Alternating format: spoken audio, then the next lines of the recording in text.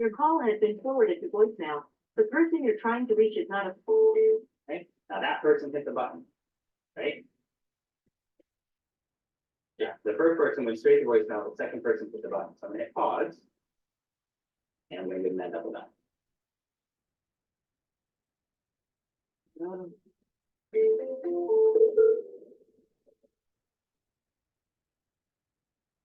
Your call has been forwarded to voicemail. The person you're trying to reach. Okay.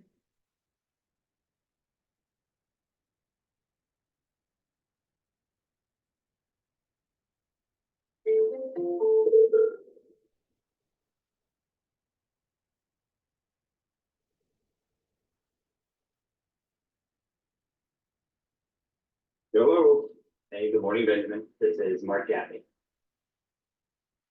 who is this? My name is Mark Gaffney. I'm a state licensed field underwriter, medical underwriter, and I'm calling you about the request you made this morning for life insurance. Oh, for life insurance. Yes, sir. Yes. Okay. Well, go ahead. I'm real busy right now, but let's see if you don't have much time here. Okay. Well, first thing I'm going to do is verify the information you provided, and then if we need to schedule a time to reconnect, I'm happy to do that with you for a time that's more convenient for you. I've got your age here as 82. It's what? 82. 82, yeah. Okay. All right. And it says here you have not used any tobacco or nicotine products in the last 12 months.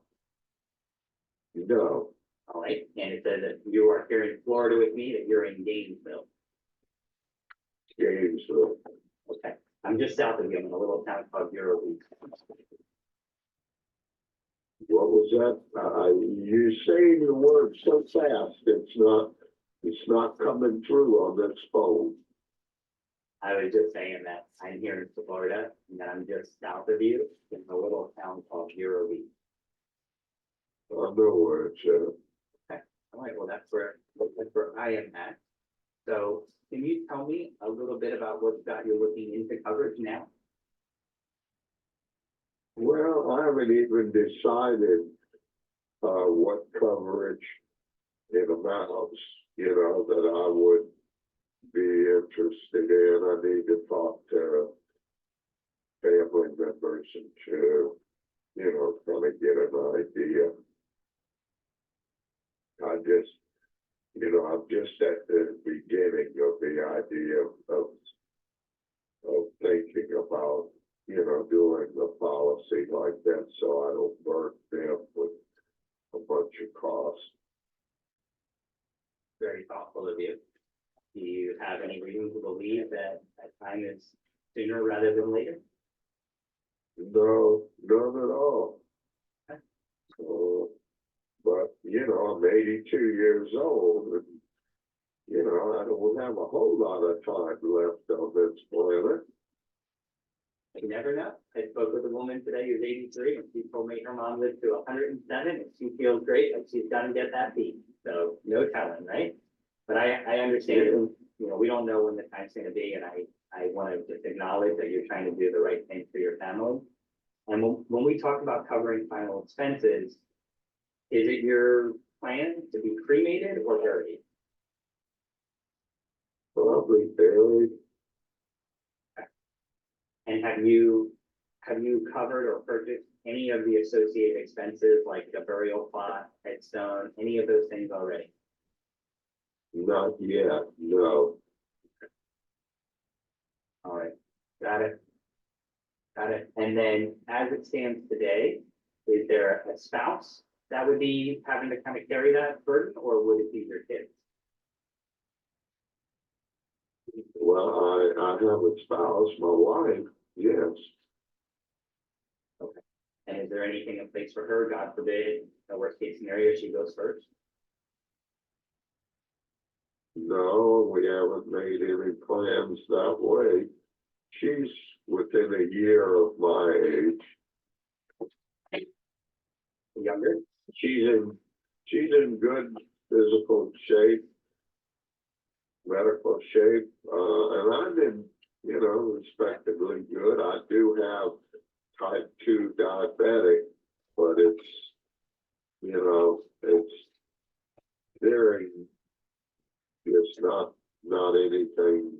to speak of. The numbers are real good. And,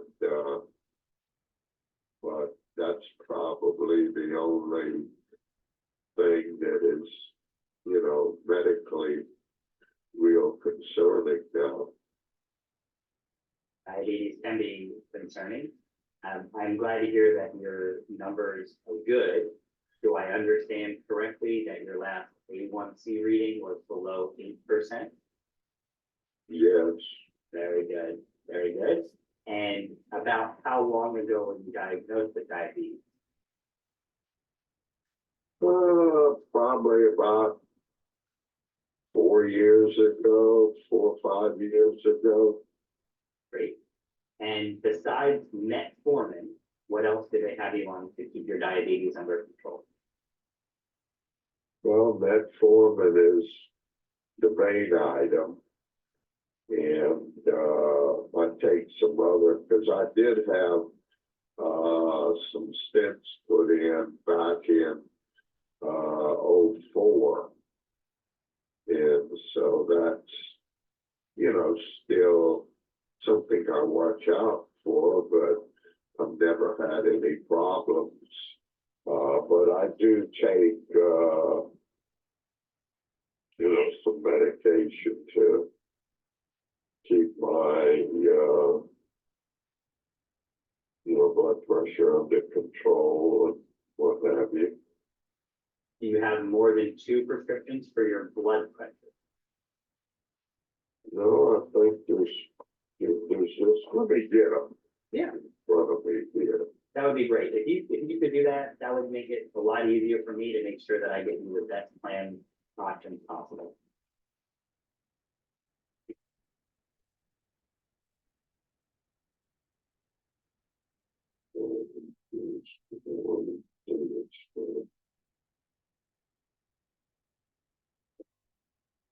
Oh, I take the metoprolol. And, the other item is a stat, which is in this case, it's previous stat. So those are the two. And then I'll have the metoprolol. I'm sorry, metoprolol, the metformin.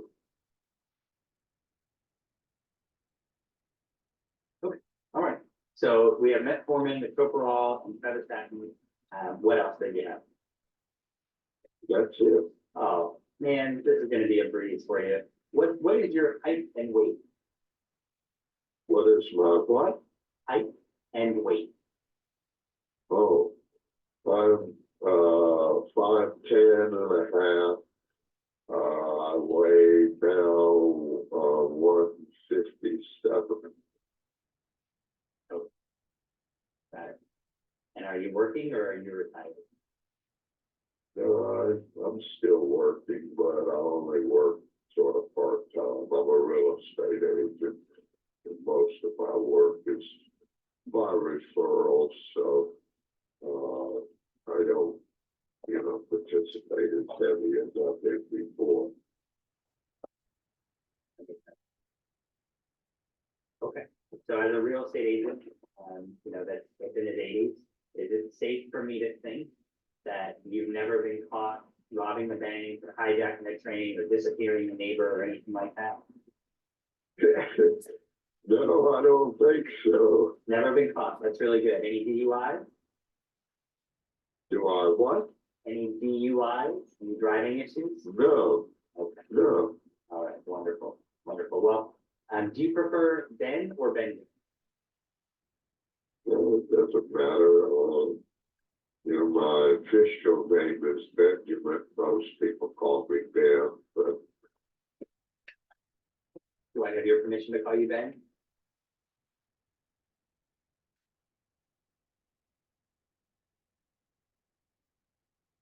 Do I have your permission to call you Ben? yeah, sure. All right, Ben. So I think that I have everything I need to go ahead and get to work for you. It sounds like the most important person to have involved in the conversation is your wife.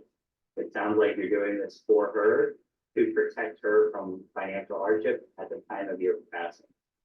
So it's, Yes, that's basically that, and, I'd also, we'll talk to I have 3 sons, so we will all talk about that as well. so what is gonna happen next is I'm gonna do what's called the field underwriting. I'm gonna use the information I collected, not gonna use your name or phone number or anything like that. I'm gonna shop a few dozen different carriers to make sure that I offer you the best plan that you can get. Okay, that's my job as a field underwriter, is to do that work for you. So what time today, later on this afternoon or this evening, would you be home with your wife, where I can call you, send you a text or an email with my information and the quotes, and go over them with you, so I can answer any questions you have? All right, you jumping the gun too quick on me here, because I don't have time, number one, today.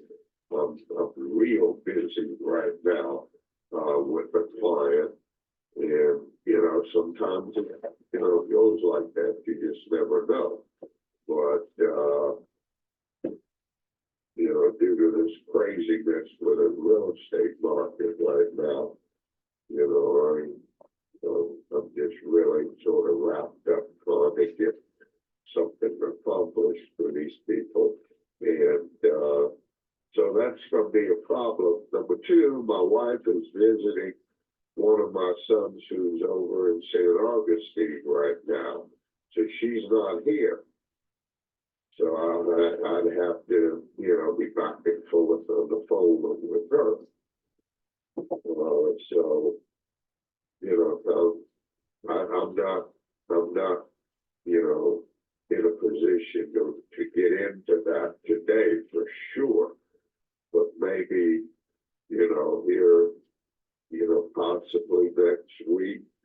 But, I'm just starting on this. I haven't given much idea. We need to, get an idea of what funds we need, to accomplish whatever we're going to do, so that, there's no big burden on anybody here. That makes sense. Thank you for sharing that with me then. So I want to just take a moment. I know you don't have a ton of time. You need to go help your clients just like I do. I just want to take a moment and explain my role so that you can pick a day and time next week that is going to work for you and your wife. My job as a medical underwriter is simply to find the carriers and the products that match your needs the best. They're not going to send a salesman to your house.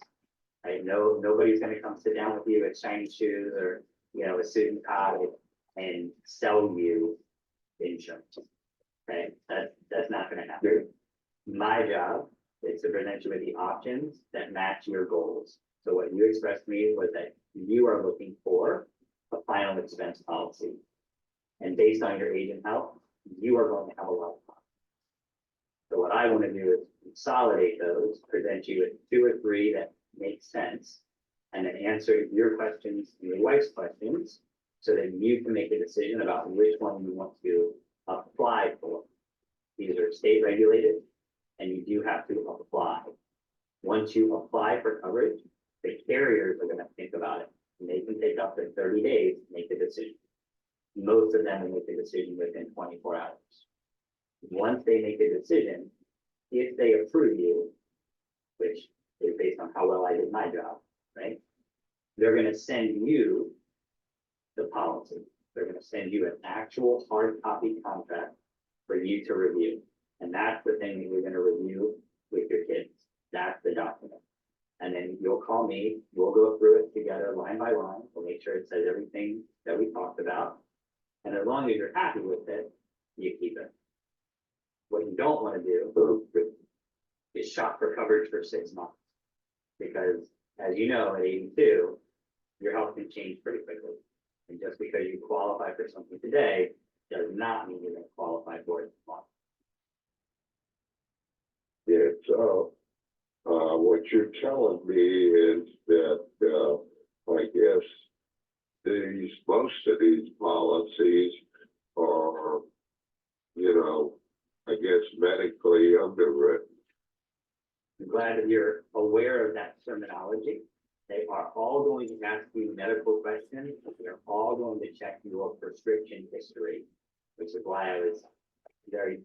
They're gonna ask me questions, and what did you say on the second part? They're going to look at your prescription history. Oh, okay, well, that's, people my age is, those two prescriptions that I gave you are, it's sort of a commonplace. But otherwise, I'm in really good health.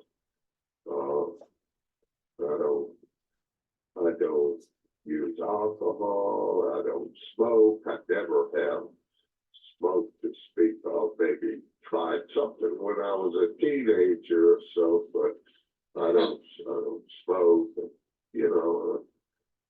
I'm in good physical condition, I'm not overweight now, I've lost down some weight, I was a little higher, and so I'm down in really good shape there, and so, that's so far so good.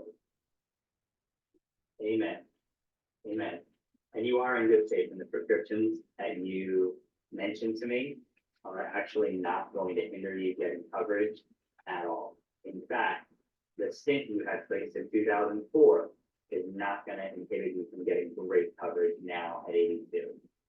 We just want to make sure you get an application in, offer something that makes sense to you and your wife before anything could happen.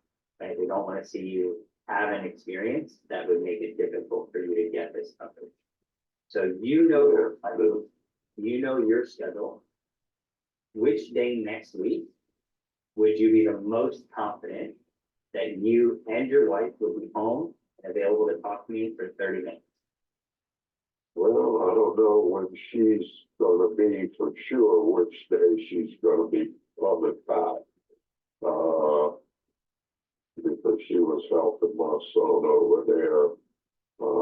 He just moved into a new place over there, and so she was helping him there.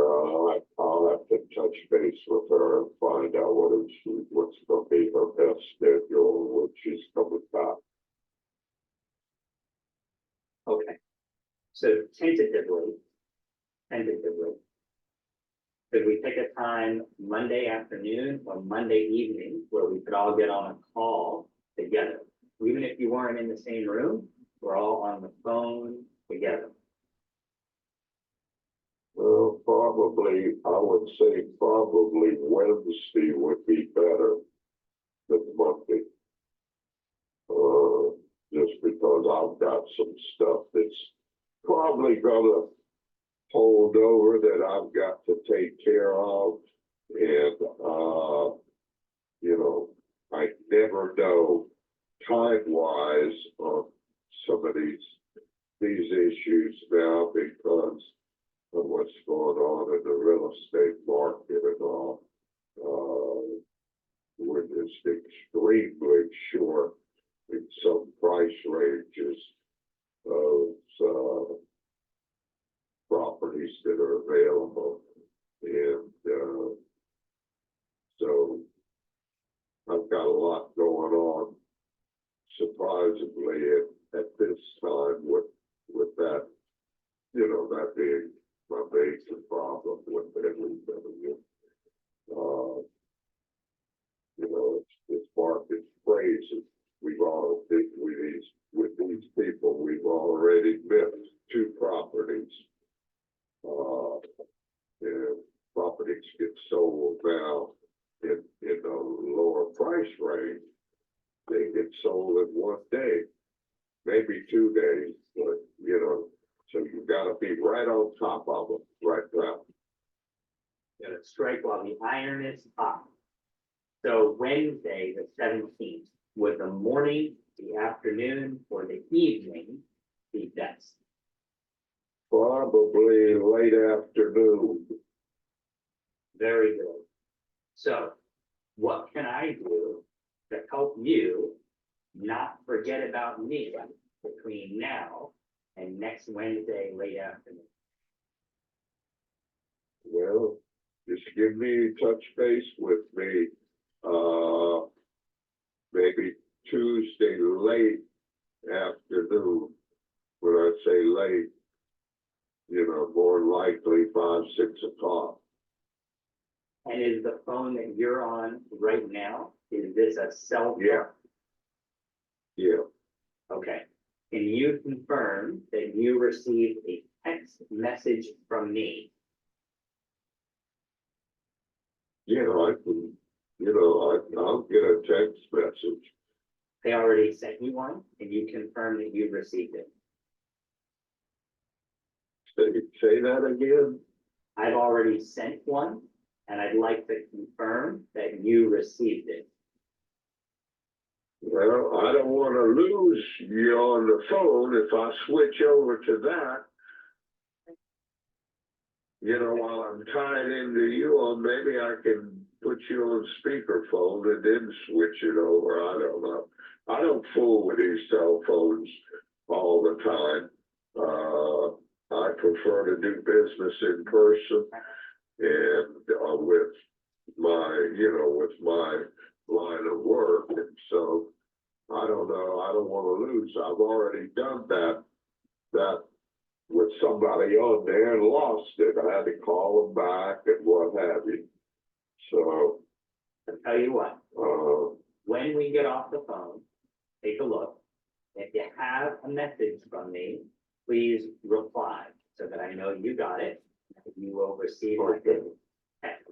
all right. Next Tuesday, while I'm serving other families, I can set a reminder for myself to send you a text message Tuesday night, reminding you of our Wednesday afternoon. Sounds like 4 o'clock is the time. Is that right? Yeah. Okay. So Wednesday, the 17th, I'm gonna call you from this number. And I will have those life insurance options available for you. And I will email them to you. And I have your email address as B, like in Benjamin, dot, it looks like it's pronounced Heckler, Pecler, @gmail.com. That's correct. Very good. All right. Well, Ben, my name is Mark Jaffe. If anyone else calls you about life insurance and you don't want to talk to them, please give them my name. Tell them that you spoke with me and that I'm taking care of you. And if they have any questions, they can call me. And if you say that, I can almost guarantee you they will never call you again. All right. How do you spell your last name? J A F, like in family, F, like in family, E. Okay. So it's Mark Jaffe. All right. And when you talk to your sons and you tell them that you spoke with me today, please give them my phone number. They will be able to Google my phone number. They'll pull up my website and my Google business reviews. And they will be able to give you the peace of mind that I am a professional, that I know what I'm doing, and I'm going to do what's in your best interest and what's right for your wife. All righty. Fair enough? That's good. All right, then. It's been a pleasure. Enjoy your weekend. Go close some deals, and we'll talk on Wednesday. 4 o'clock. All right. Thank you. My pleasure. So long.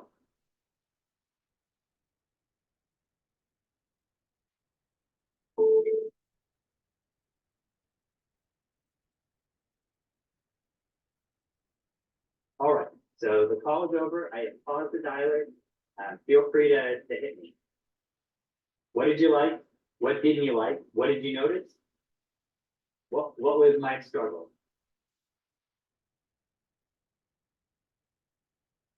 Him being able to get to anything. Right? So you picked up on that, non-committal, right? You overcame his objection by telling him you don't wanna wait till a medical emergency does occurs. You focused him from the children, the sons, to his wife. Which I thought was excellent, because this you got it from 3 opinions down to 1 opinion. And then the other 3 were ancillary opinions. And why is it important to isolate and compartmentalize the children? Dylan, Carla, Layla, what would you say to your parents if they came to you and said, I want to get life insurance?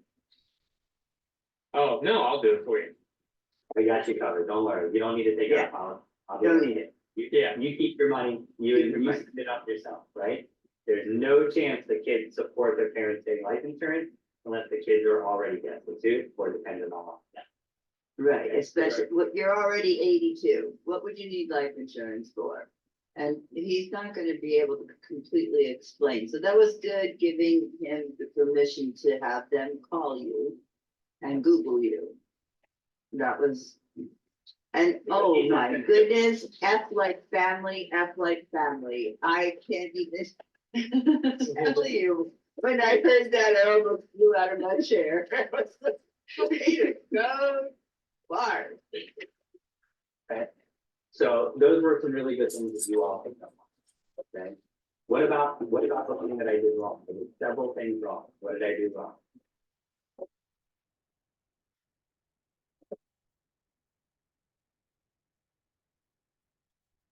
Okay. So the first thing I did was I had a very difficult time modulating your speed. No. Okay, because I am super impatient and he talked like a sloth, He's a turtle. right? And I was dying, right? You saw me, I had to breathe, I had to bring myself down. Get back. You can see it in your face too. Dying, It's just right? like, Interrupt him, like, please stop, please stop, right? I know where you're going, just stop there, just stop there, right? But so that's a very difficult thing for most people, because there's 2 things that are happening there. One is that I have to slow down to establish trust, right? The faster I talk, the less trustworthy I am. I had to slow down the speed. But the other part of that, the other side of that coin, is the man kept me on the phone for 24 minutes. Yeah. That is not acceptable. Okay, right? When you know you're not going through the sale, and you know hey, you're not doing it, you don't have the other leg, you know you're not getting the decision, that call needs to be less than 15 minutes. Okay? 8 to 12 minutes is ideal for setting it up. But he maintained control of the call, no matter what I did, his pace, his speed pattern, control the conversation. Okay? So I had a hard time modulating. I was impatient. I didn't stop him. And we'll just call that, I lacked control of the call. It may not have appeared that way, but I definitely did not have control of that call. Towards the end, I don't know, correct me if I'm wrong, but in that specific situation where he was so like wishy-washy, can't decide type thing, instead of asking him, like, I know why you're asking him when is a good time for him, but instead of asking, would it have been better just to told him, hey, this time, let's set it up, and then, if your wife isn't there yet, then we can touch base later. But at least you can get off the phone sooner and have like a commitment dates put down. so just to combat that argument just a little bit, what I would do is be like, hey, I kind of the same thing Mark did, though, just like, hey, Monday or Wednesday. All right, hey, I got 3:15 or I got 6:15 or 6:45. Yeah, I mean, kind of like adding on, because like Mark said, we don't know their schedule at the end of the day. Who knows if he's got a grandchild's basketball game, soccer game, whatever going on. Yeah. So Because you're both right, you're both wrong. And Yeah. Yay! you can do it either way, but so. Why do you think I didn't say, oh, wait, well, let's find a time that we can do this together. I've got openings on Monday and Wednesday, which day is better for you? Wednesday. I've got an opening Wednesday at this time, or this time, which is best for you? Why wouldn't I do that for that person? What did that person? What did that person say early on in the call that told me, do not set a parameter? Right, Real estate, he Real understands estate. when you're trying to set an appointment. yep. He I was got a crystal lot clear. going on. I Yeah. got a lot going on. And that's when I say that I never had control of the call. That's Yeah. what I'm talking about. He knew what he was doing. He slowed me down 3 times. Yeah. Right? Yeah. He knew exactly what he was doing. 82 years old, he's been in real estate a long time. He's dealt with a lot of salespeople. He understood what he was doing. Now, what do you think the chances are that he's available for that call? 25. Well, probably, yeah, 35, right in there. Yeah. It's good, if the sale at all, it'll be a long haul. Because we got these 3 sons involved, and that's why I say if. So I've been doing this a long time. And I don't prejudge appointments. I learned my lesson. I don't prejudge appointments, but I do prejudge people. And when they show me who they are and how they are, I know what to expect if they show up for the call. Okay? Now, I have very little faith that this man will show up for the call, and he's gonna blame it on his wife. 100%. He will lie right to me and blame it on his wife. Oh, my wife this, my wife that. You know that that's, okay? In the call, if we get to do the call, even if I handle all of the objections proactively, he will not make a decision because of his real estate transaction. His decision will be based on his next sale. Okay, that thing that he was saying about the market, how things are going so fast, he's got to do this for this client. At 82, he is dependent on his real estate sales. He has to sell real estate to pay his bills. He has to sell real estate. He has nothing in place for his final expenses, and there's nothing in place for him if his wife goes first. We have a pretty clear picture of his circumstances, right? There's not a stretch of the imagination, right? I'm not envisioning this person being rich. This person is not financially comfortable. He needs to work at 82. Okay, Yeah, and the final expense for him, probably gonna be somewhere around between 100 and 150 a month, and he might actually be a candidate for a lapse. well, maybe if he doesn't, but my suspicion is that he wouldn't do it. My suspicion is he would say, well, we're just in the beginning stages of this process. Which is what he said at like the very beginning. Yeah. He's said it several times, right? I tried to book people in and he's like, well, you're jumping the gun. Yeah. Yes. Like, I've been doing this a long time and that's not a sale waiting to happen. Yeah, that's a 2-hour waiting to happen. So I will do it. I will follow up with him on Tuesday night and I will call for the appointment on Wednesday. But I would also double book that appointment. Okay, So at some point during that Wednesday conversation, are you going to just, take it away?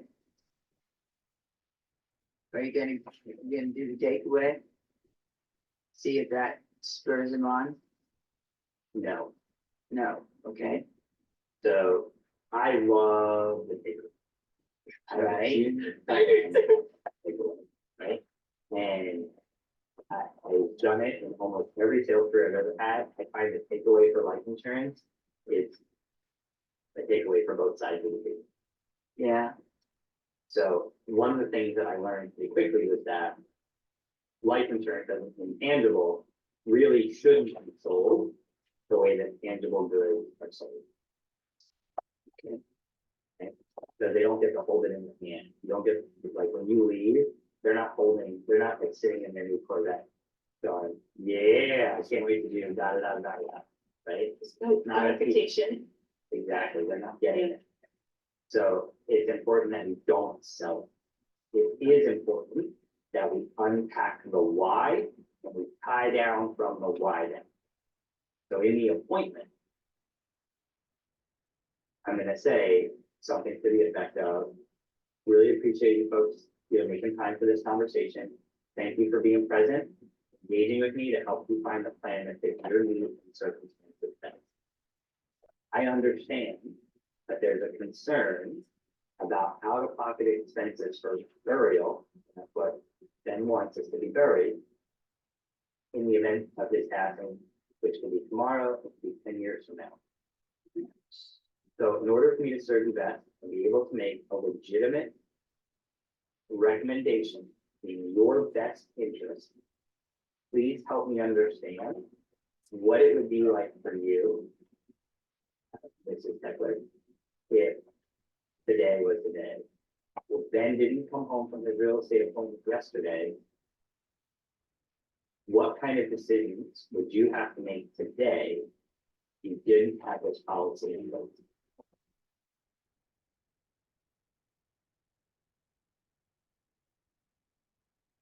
Something to that effect, with that kind of tonality, that kind of enunciation, that demeanor, is how I would ask that question. And so Could you say it one more time for me? it'll be a little bit different, but yeah. Sure. So, and this is all being transcribed by the reader guy, okay? But it would say something like, I really appreciate you folks taking time to meet with me today. Thank you for giving me the opportunity to help you find a plan that fits your needs and circumstances best. In order to do that, so that I can make a legitimate recommendation that is in your best interest, it would help me a lot to understand what the circumstances are today. Mr. Heckler, if yesterday was the day and Ben didn't come home from his real estate appointment, what kind of decision would you have to make today if you don't have a policy in place?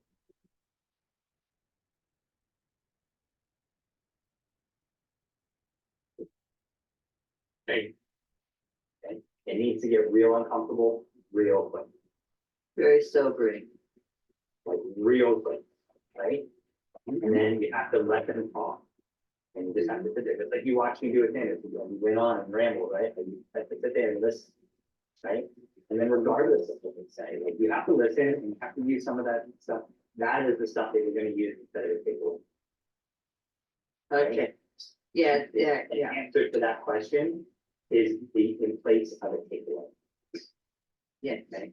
You can try to word it like a takeaway, but if you do, the chance you're gonna ask you to leave or hang on. Right, right. Okay, that's perfect. Thank you. Thank Yeah. you. Absolutely. And so the reason that we do it that way is so that when they're done talking, you can say,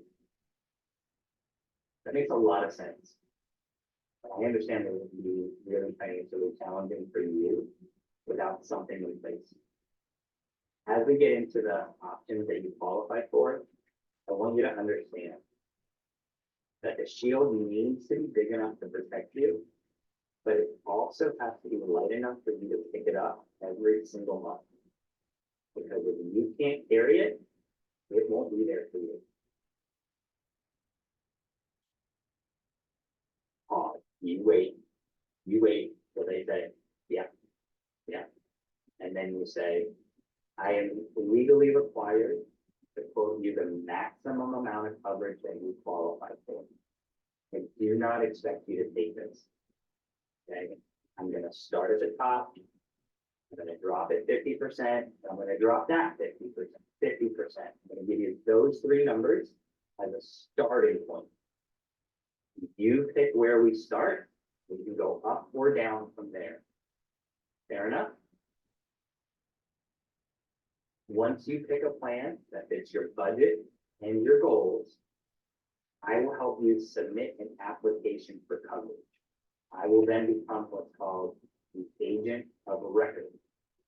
All that means is no one else is going to contact you about your application. I am the only person you're going to talk to. When you get approved, they're gonna send you, just like you heard me do with them earlier. When you get approved, they're gonna send a policy to you. You're gonna call me when you get it, and you're gonna make sure that it says everything I said it would say in black and white in your contract. Can you ask for more than that? They're gonna say, no. And I'm gonna say, okay, so here are your options. Remember, I'm quoting you the max that you can get because I'm legally required to tell you what you can get. But I do not expect you to take this, okay? Most people looking for final expense burial policies are gonna pick a plan between $5,000 and $12,000 death benefit. That is the most common range for coverage. And then I'm gonna hit them sticker shock with $40,000. And then 20,000. And then 10,000. I'll take the 10,000, I'll say, do you wanna see, above it or below? And then we'll narrow it down. Right. So Linda, I wanted to just kind of touch on that, post a point of conversation, like how you present it, kind of thing. We are at 1 hour now. We can do this another 15 minutes and then we'll have to break for today. Was that helpful to you all to hear me do that? That was like one of the best calls ever Yeah. to hear you do that. Okay. Yeah. So some of the things that you're gonna be able to pick out of this when you listen to the recording is how I started it. Okay, how I started that call was really, really important. What do most salespeople do when they get on the phone? They just fit you right away, and blah, blah, blah, blah, blah, blah, blah. Yeah, What did I do? you Verification. just, well, yeah, but, you introduced yourself just as a person. Yeah, Exactly, right? It doesn't get much more disarming than that. Yeah. And Benjamin, this is Mark Gaffey.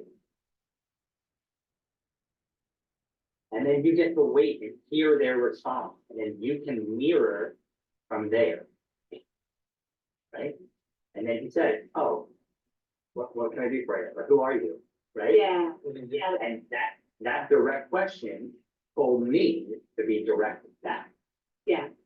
Hey, this is Mark Jackie. I'm a state licensed field underwriter, established credibility. I'm calling you about the request you made this morning for life insurance. Right? I think, hey, this is Mark getting back about that life insurance request you made online. Yeah. Well, and by that long pause too, it intrigues his, interest. Yeah, And he's cycling. He's like, do I know Mark Jackie? yeah. He's like trying to picture you, yeah. He's like, He was looking through his client "Is this my base. client? Yeah. You want my house? Exactly. Yeah. So I have a quantification question for you, Mark. So, you purchased how many leads from our new lead provider? 60 as of today. 60.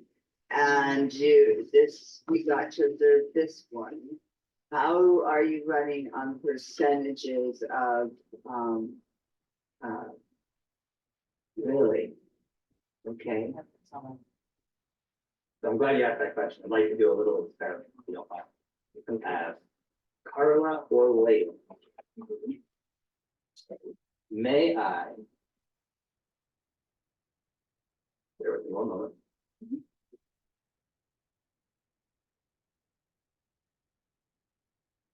I'm gonna get your phone number and I'm gonna call you. I wanna see how I pop up on your phone. Ah, okay. My contact rate with these leads has been very low. Okay, the first day I was calling them in real time as they were coming in. Right? They would click, I would get a notification and I would call them. And of the 20, 4 people picked up. Of the 4 people that picked up, 2 told me they weren't who I was calling. One person told me, I just got 3 calls in 5 minutes about this. I'm not interested. And the other person engaged with me for a few minutes. And then they were gone, right? Yesterday was better. I did one person stayed on the line with me for a quote, she seemed like she was gonna go, and then she didn't. And then one guy went through the process as we were doing the application. He didn't have his social security card, he needed his card for his number, had a whole story about that. We're scheduled to leave next night at 6. All right, but it was exactly what he wanted, he was totally cool with it, the wife was there, so that's something more legit. All right, and so then this guy picked up pretty quickly, right, we were only, 3 calls in, we got that pickup. Yeah. So that's better, that was better. And that's the difference between calling them in real time, calling them at 9 o'clock in the morning, which is what I did yesterday, or calling them in the middle of the afternoon after they were up at 12 to 3 a.m. filling out a form. Okay, all right. So Carla or Layla, you're on mute. What's the number? It's 541-668-4906. All I want to know is what popped up on your phone. Okay.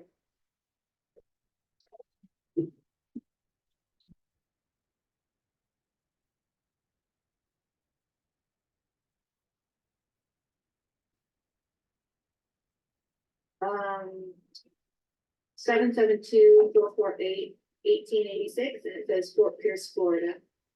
Nothing else. No name, no scam, no spam. No. Nothing. No. So not great. Not ideal, right?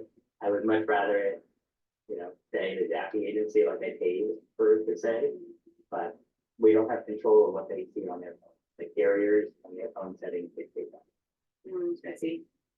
So you can pay people and it will come up on some carriers, on some devices, but But not everybody. we don't have that kind of control. So that's the thing you have to understand is that it is just a random number on the phone. There's nothing to indicate the purpose of the call in the caller ID.